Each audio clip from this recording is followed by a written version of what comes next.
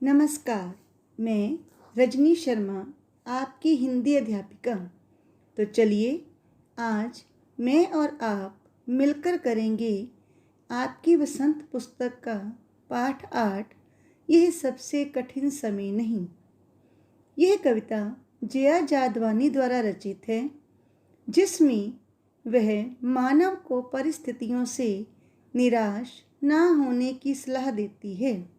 कवित्री मनुष्य को समझाती है कि यह सबसे कठिन समय नहीं है। यह सिद्ध करने के लिए वे कई उदाहरण देती हैं। तो चलिए आरंभ करते हैं प्रथम काव्यांश। नहीं, ये सबसे कठिन समय नहीं। अभी भी दबा है चिड़िया की चोंच में तिनका, और वह उड़ने की तैयारी में है। अभी भी झड़ती हुई पत्ती थामने को बैठा है कोई हाथ। इस काव्य में कवित्री मनुष्य को संबोधित करते हुए कहती है कि अभी सबसे कठिन समय नहीं है, उसे निराश नहीं होना चाहिए। इस बारे में उदाहरण देते हुए वह कहती है कि चिड़िया अपनी चोंच में तिनका दबाकर उड़ने की तैयारी में है, अर्थात इन तिनकों से वे अपना घोंसला बनाएगी। चिड़िया जरा भी निराश नहीं दिखती।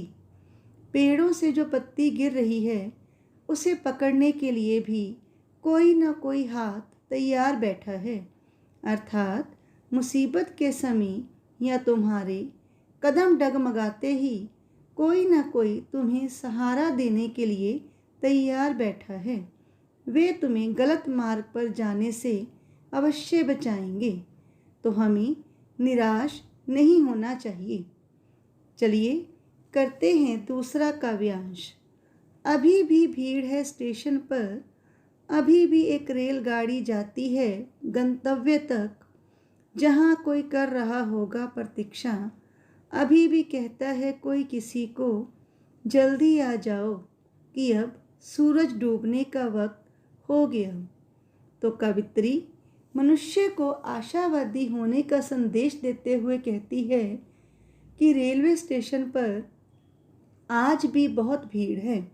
लोग एक स्थान से दूसरे स्थान पर आ जा रहे हैं। रेलगाड़ी अभी भी अपने गंतव्य पर पहुंचती है।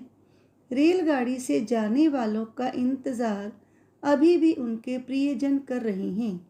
वे बेचैनी से उनके लौटने की प्रतीक्षा करते हैं। कोई है जो कह रहा है कि सूर्य छिपने का समय हो गया, इसलिए जल्दी घर आ जाओ, अर्थात लोग अभी भी एक दूसरे के सुख दुख का ध्यान रख रहे हैं। उन्हें अपनों की चिंता है। ऐसे में हम कह सकते हैं कि अभी सबसे कठिन समय नहीं है। हमें अपनी निराशा को छोड़कर निरंतर कर्तव्य पथ पर आगे बढ़ते रहना चाहिए। तो चलिए करते हैं इसका तीसरा काव्यांश। अभी कहा जाता है उस कथा का आखिरी हिस्सा, जो बूढ़ी नानी सुना रही सदियों से।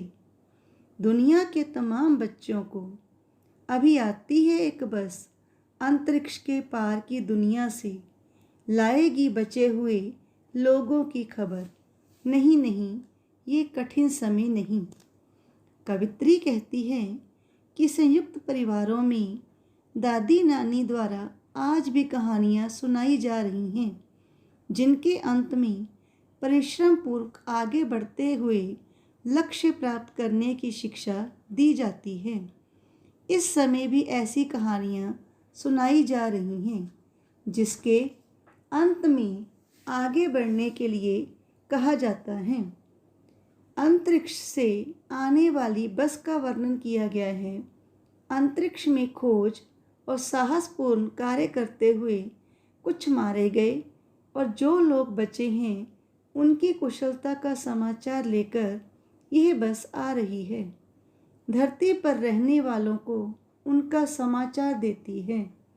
धरती पर जब इतना कुछ हो रहा है तो निश्चित रूप से ये कहा जा सकता है कि यह सबसे कठिन समय नहीं है। इस कविता का भावार्थ सिर्फ इतना है कि जया जादवानी अपनी कविता के द्वारा मनुष्य को निराश ना होकर आशा की ओर बढ़ने का संकेत देती है कि हमें जीवन में निराशावादी नहीं बल्कि आशावादी बनना चाहिए, क्योंकि कभी भी समय कठिन समय नहीं होता और कुछ संयम के साथ ये अपने आप ही बीत जाता है। आशा है कि आपको इस कविता का सारांश समझ आ गया होगा। धन्यवाद। आपका दिन शुभ हो।